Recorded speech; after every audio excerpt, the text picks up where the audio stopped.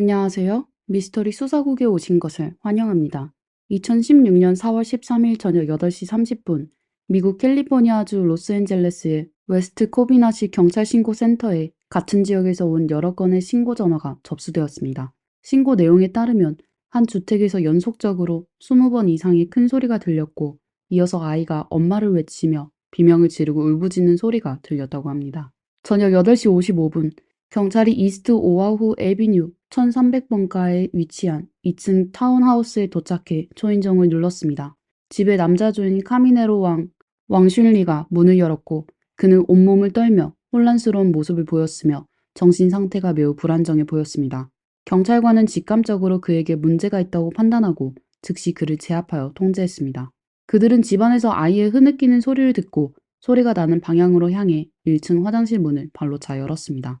안에는 3명의 아이들이 겁에 질린 채 서로를 껴안고 있었습니다. 이 아이들은 모두 카미네로의 아이였으며 큰딸은 8살, 두 아들은 각각 6살과 3살이었습니다. 특히 가장 어린 남자아이의 잠옷에는 피자국이 많이 묻어 있었습니다. 경찰관들은 아이들을 안전한 곳으로 옮긴 뒤 2층으로 올라갔습니다. 2층 복도에 있는 침실 문 앞 바닥에서 남성과 여성의 시신 두구를 발견했으며 두 사람 모두 10회 이상의 총격을 받았습니다. 남성 피해자 옆에는 고기 자르는 도구가 놓여 있었고 여성 피해자의 얼굴에는 총상 흔적이 남아 있었으며 여러 개의 치아가 부러져 나간 상태였습니다. 두 사람의 상태는 처참했으며 현장은 눈뜨고 보기 힘들 정도로 참혹했습니다. 경찰은 현장에서 소형 휴대용 사격도구와 긴 총신이 달린 사격도구를 발견했으며 바닥에는 18개의 탄피가 흩어져 있었습니다. 모든 탄피는 휴대용 사격도구에서 나온 것으로 확인되었고 범죄 용의자는 바로 이 집의 남자 주인인 카미네로였습니다. 현장 조사관들은 그의 행위를 잔혹하다고 표현했는데 피해자들의 상태로 보아 쓰러진 후에도 용의자가 근거리에서 수직으로 추가 사격을 가한 것으로 보였습니다. 그 총알 궤적은 심지어 2층 바닥을 관통할 정도였습니다. 피해자는 중국에서 온 노부부 디아오 아이핑과 장슈로 카미네로의 장인 장모였습니다. 사건 당시 두 분 모두 60세였으며 사건 발생 1시간 전까지만 해도 세 손주들과 함께 놀고 있었습니다. 두 사람의 딸 디아오리는 몇 년 전 카미네로와 결혼하여 미국으로 이주하였으며 사건 당일 야간 근무 중 경찰의 전화를 받고 급히 집으로 돌아왔습니다. 부모님이 남편으로부터 해를 입은 것을 목격한 디아오리는 충격에 무너졌습니다. 부모님은 4달 전 중국 청도에서 미국으로 방문하러 왔고 원래는 이틀 후에 귀국할 예정이었으나 결국 사위의 손에 목숨을 잃고 말았습니다. 사건 후 카미네로의 친구들은 도저히 믿을 수 없다는 반응을 보였습니다. 그들을 눈에 비친 카미네로는 잔혹함과는 전혀 거리가 먼 사람이었기 때문입니다. 그는 전과가 많은 범죄자도 아니고 갱단과 연관된 인물도 아니었습니다. 오히려 겁이 많고 소극적이며 심지어 타인의 말에 순종적일 정도로 소심한 사람이었습니다. 카미네로 왕은 1972년 중국 쓰촨성 청도에서 태어났으며 집안의 외동 아들입니다. 그의 아버지는 베이징의 한 대학에서 항공우주 전문가로 일했습니다. 중학교 시절 아버지의 요청으로 베이징으로 오게 되었지만 원래 말수가 적던 카미네로는 새로운 환경에 적응하기 어려워했습니다. 특히 말투나 억양 때문에 종종 친구들에게 놀림을 받아 더욱 말수가 줄었고 자신의 속마음을 잘 드러내지 않는 성격이 되었습니다. 카미네로가 고등학생일 때 아버지는 업무상 미국으로 이민을 갔고 1992년 카미네로는 20살에 미국 국적을 취득했습니다. 커뮤니티 칼리지에서 1년을 공부한 후 캘리포니아 주립대에서 전기공학을 전공했습니다. 스페인 축구 스타에 대한 존경심으로 카미네로라는 스페인어식 이름을 스스로에게 붙였는데 이는 그가 축구에 열광하는 팬이었기 때문이죠. 카미네로는 미국에서 오랜 생활을 했지만 여전히 사교에 서툴렀고 오직 아는 중국 학생들과만 교류했습니다. 그는 동료들과 학업이나 문제에 대해 이야기를 나누는 일이 거의 없었고 공공장소에서 의견을 내는 것도 두려워했습니다. 한 번은 친구와 함께 모임에 갔을 때 친구가 다른 사람들과 약간의 말다툼을 하자 카미네로는 겁에 질린 목소리로 자리를 떠나겠다고 하며 싸움이 벌어질까 두려워했습니다. 친구들은 그를 매우 겁쟁이라고 평가했으며 심지어 소수의 친구들 사이에서도 중국 친구들이 그를 장난삼아 놀리면 항상 고분고분하고 절대 맞서지 않는 편이었습니다. 그는 1998년 학사 학위를 취득한 후 순조롭게 커리어를 쌓기 시작했고 뉴멕시코주에 위치한 국립전파천문대에서 일하게 되었습니다. 이곳은 군수산업과 연관된 연방연구소로 그곳에서는 아시아계 사람이 드물었고 친구도 없어 생활은 더욱 고립되었습니다. 업무와 뉴멕시코주의 느슨한 총기 관리 정책 덕분에 카미네로는 축구 외에 총기 소지에 흥미를 가지게 되었고 점차 사격과 헬스, 사냥에도 참여하게 되었습니다. 그는 총기에 점점 매료되었고 이후 23종의 다양한 총기를 소장하게 되었습니다. 2000년도 해당 기관에서 해고된 후 카미네로는 로스앤젤레스로 돌아와 보잉에서 군사위성 관련 업무를 맡게 되었습니다. 2002년에는 미국 5대 군수업체 중 하나로 꼽히는 기업에 입사하여 테스트 엔지니어로 일하게 되었고 관리자는 그의 사회적 어려움을 이해하고 가장 적합한 포지션을 배정해 주었습니다.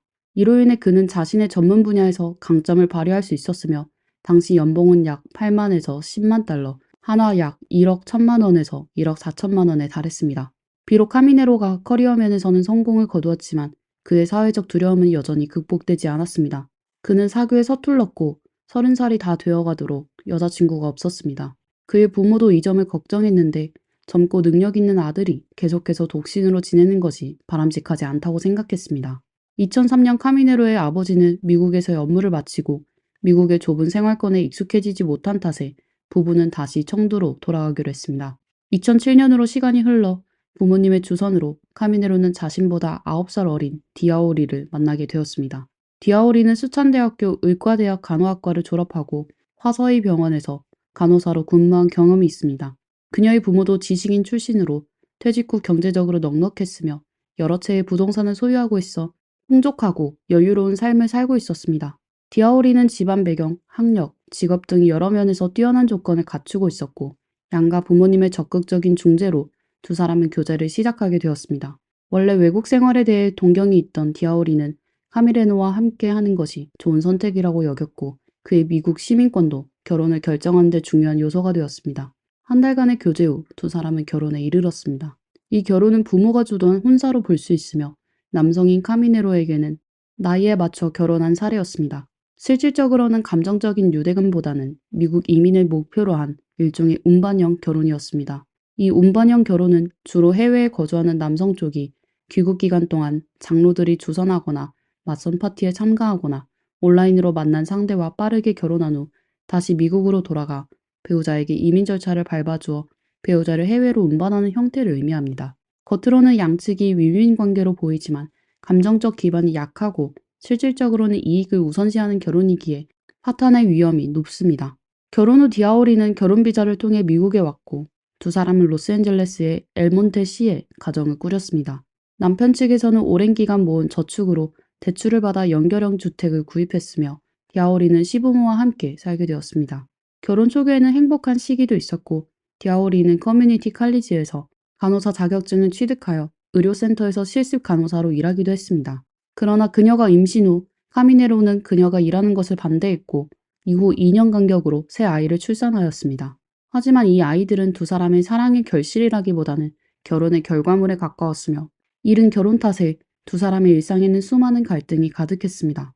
시어머니와의 불화는 작은 문제에 불과했습니다. 디아오리는 남편이 매우 폭력적인 성향을 지니고 있다는 것을 점차 알게 되었고 그녀를 향한 질책과 억압은 일상이 되었습니다. 카미네로는 가정재정과 일상 활동에서 강한 통제욕을 드러냈으며 거의 모든 일이 그의 허락을 받아야 했습니다. 다툼이 있을 때마다 카미네로는 자신의 생활 속 불만을 디아오리에게 풀곤 했고 심지어 중국에 있는 디아오리의 부모에게까지 화풀이하고 비난하기도 했습니다. 카미네로는 집 밖에서는 과묵하고 사람들에게 친절하게 대했지만 집에서는 사소한 일로도 쉽게 화를 내며 전혀 다른 모습을 보였습니다. 말다툼이 시작되면 영어와 중국어가 섞인 욕설을 퍼부었고 충동적으로 과격한 행동을 보이기도 했습니다. 한 번은 가족과 함께 산책을 나갔을 때 사소한 일로 디아오리와 다투다가 아이를 안고 있던 카미네로가 갑자기 손을 놓아버렸고 디아오리가 재빨리 아이를 받아내지 않았다면 아이가 땅에 떨어질 뻔했습니다. 또 다른 날 두 사람의 언쟁이 심해지자 카미네로는 분노에 사로잡혀 디아오리에게 해를 가하겠다고 위협했습니다. 곧바로 2층으로 달려가려던 그는 계단에서 발목을 삐끗했고 어머니의 엄한 꾸짖음에 가까스로 멈췄습니다. 디아오리는 카미네로가 2층에 있는 창고로 향하려 했음을 짐작했는데 그곳에는 그가 소집한 20개 정도의 무기가 보관되어 있었기 때문입니다. 이 사건이 누군가에 의해 제지되지 않았다면 어떻게 되었을지 모를 일이었습니다. 카미네로의 통제 불능 상태는 점점 심해졌고 마침내 2013년 한 폭력 사건이 일어나며 두 사람의 결혼 생활은 파탄에 이르게 되었습니다. 2013년 3월 디아오리는 당시 6살 된 막내 아들에게 음식을 먹이던 중 남편에게 설거지를 부탁했습니다. 이로 인해 두 사람은 언쟁을 벌였고 이번에 디아오리는 물러서지 않고 맞서며 서로 욕설을 주고받았습니다. 그러자 카미네로는 그녀의 머리카락을 잡아채고 주먹을 휘둘렀습니다. 디아오리는 얼굴이 부어오르고 치아 하나가 흔들릴 정도로 맞았으며 입에서는 계속해서 피가 흘렀고 이마도 까졌습니다. 곧바로 디아오리는 경찰에 신고 전화를 걸었습니다. 경찰이 도착해 그녀의 부상을 확인한 후 카미네로를 현장에서 제압해 바닥에 눕혔습니다. 당시 경찰은 디아오리에게 남편이 총기 등 다른 무기를 사용했는지 물었고 그녀는 이를 잘못 이해하여 경찰이 2층 카미네로의 창고로 안내했습니다. 카미네로가 소장한 대부분의 총기는 뉴멕시코주에서 등록된 상태였지만 캘리포니아는 뉴멕시코보다 엄격한 총기 소지부 법규를 가지고 있었기 때문에 그는 불법 총기 소지와 가정폭력 혐의로 체포되었습니다.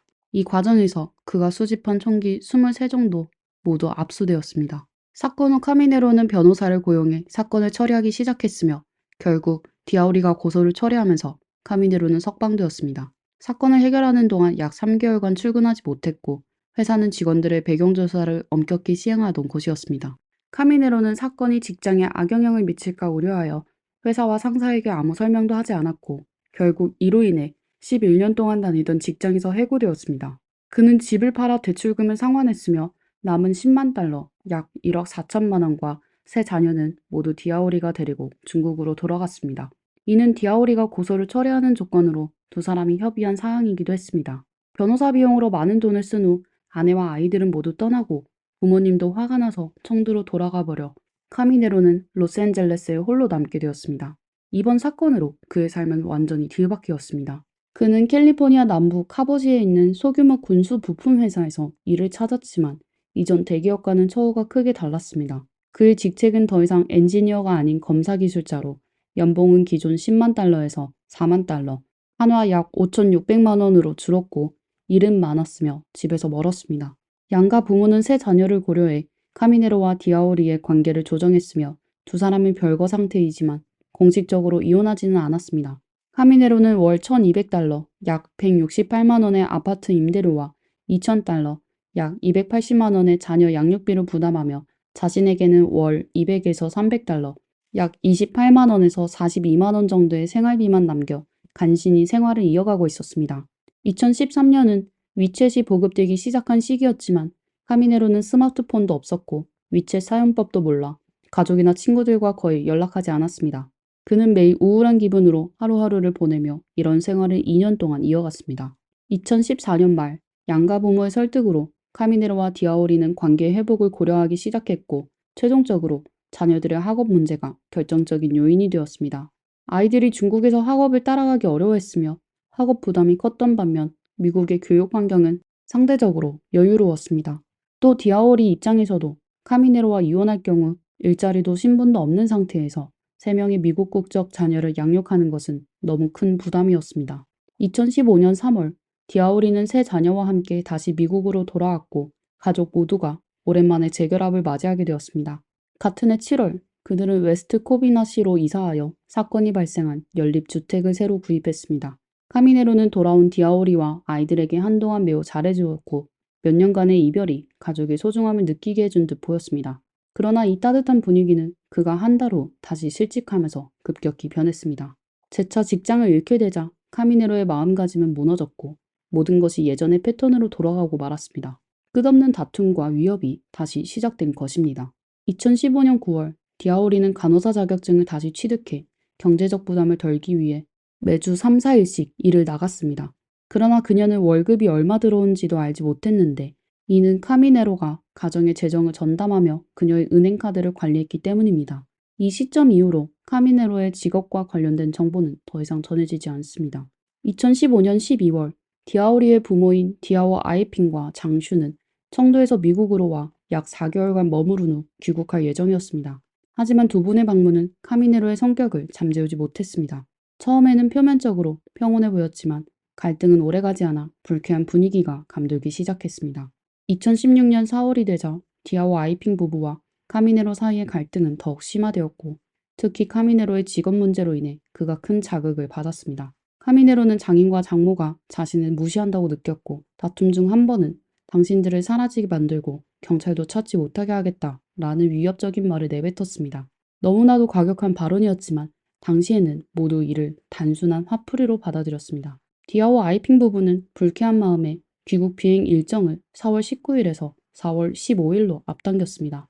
2016년 4월 13일 디아와 아이핑 부부는 귀국 준비를 시작하며 낮에는 딸과 함께 쇼핑을 하고 집으로 돌아와 가족들과 저녁 식사를 했습니다. 저녁 6시 30분 디아오리는 병원으로 야간 근무를 나가면서 부모와 남편 그리고 세 자녀를 집에 남겨두었습니다. 그러나 이별이 부모와의 마지막 인사가 될 줄은 몰랐습니다. 2시간이 채 지나지 않아 이웃들은 20여 발의 총성을 들었고 카미네로는 2차례에 걸쳐 탄창을 비우며 디아와 아이핑 부부를 총격으로 살해했습니다. 2017년 7월 31일 이 사건은 포모나 고등법원에서 예비 심리가 완료되었고 사건 발생 2년 후인 2018년 9월에 정식 재판이 시작되었습니다.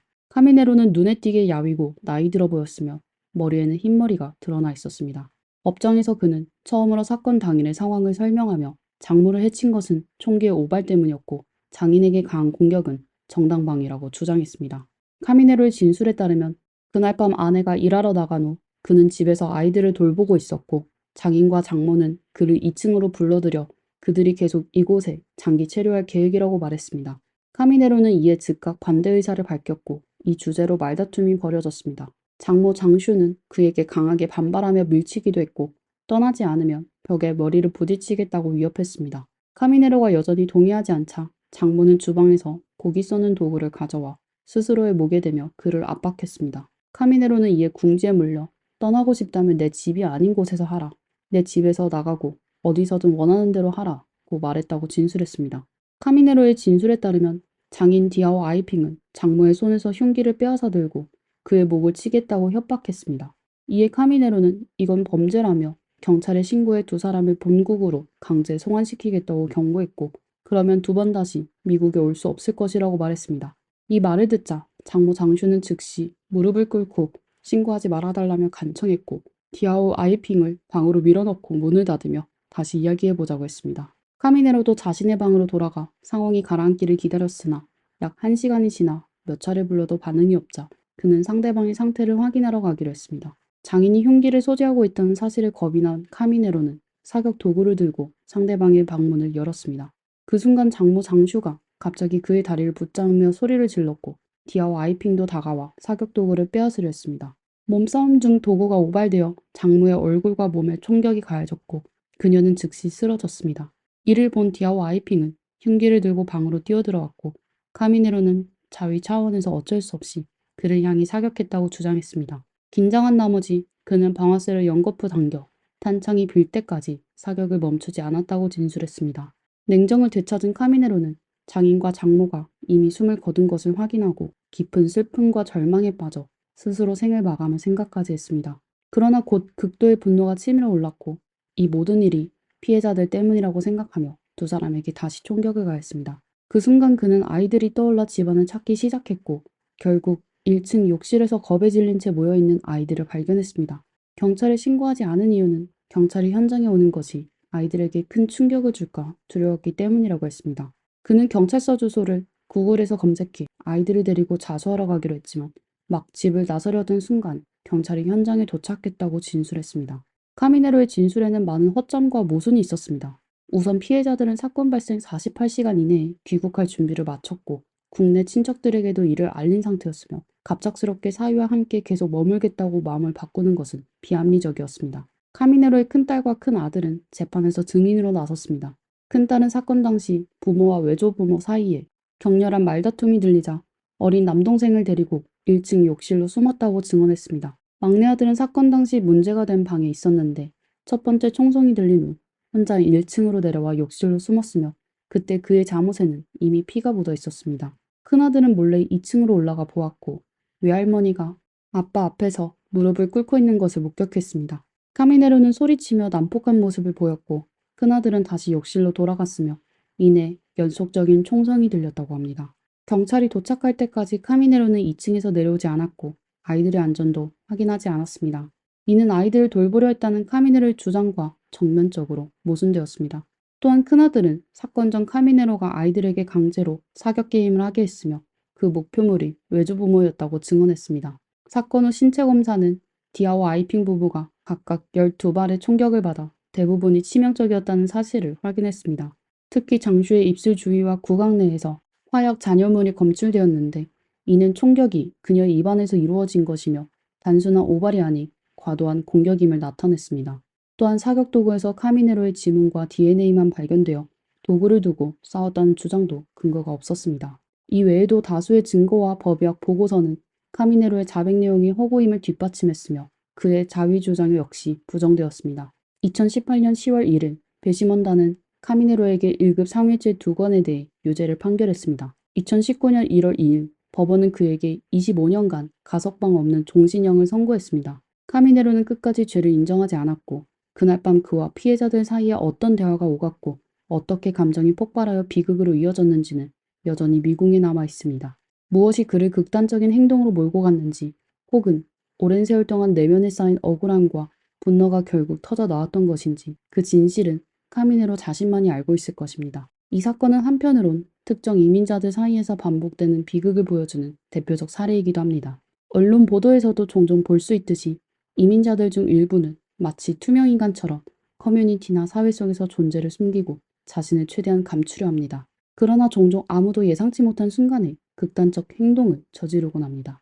이러한 사건들의 배경에는 일부 중국계 이민자들이 겪는 큰 생활고와 극심한 정신적 억압이 자리하고 있습니다. 이는 이민사회에서의 삶이 때로는 내적 고립과 극단적 선택으로 이어질 수 있음을 보여줍니다. 비극의 원인을 살펴보면 첫째는 소통의 부족입니다. 여러 사건의 용의자들은 모두 과묵하고 내성적이며 타인과 교류를 피하는 사람들로 묘사됩니다. 미국에서 언어 차이와 문화적 적응에 어려움을 겪으면서 이들의 침묵은 종종 주변 사람들에게 무시되기 쉽습니다. 사람들은 이들의 침묵 속에 숨겨진 심리적 문제를 알아차리기 어렵고 결과적으로 부정적 감정들이 표출되지 못한 채 내면에서 골마가게 됩니다. 둘째는 생활의 큰 압박입니다. 사건들 중 대부분이 신생 이민자나 생활이 힘든 중국계 주민들로 이들은 경제적 부담이나 불행한 결혼 생활로 인해 정신적으로 벼랑 끝에 몰려 있습니다. 평범한 가정 내 다툼이나 작은 좌절이 그들을 무너뜨리는 마지막 지푸라기가 될 수 있습니다. 셋째는 총기 소지의 자유입니다. 미국에서 이와 유사한 사건이 자주 발생하는 큰 이유 중 하나가 총기 소지의 자유입니다. 손쉽게 구할 수 있는 총기와 간단한 방아쇠 작동으로 인해 극단적인 감정을 쏟아내고 결말을 내리려는 선택이 더 쉬워졌습니다.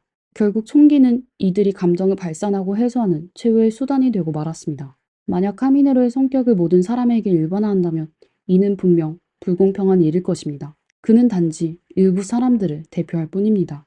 겁이 많고 소심하며 내성적인 겉모습 뒤에 숨겨진 것은 사실 위선적이고 이기적이며 잔인한 본성이었습니다. 어디에 있든 항상 경계심을 늦추지 말고 스스로를 잘 지켜야 할 것입니다. 이상으로 이번 화의 모든 내용을 마치겠습니다. 좋아요와 구독으로 응원 부탁드립니다. 다음 화에서 다시 만나요.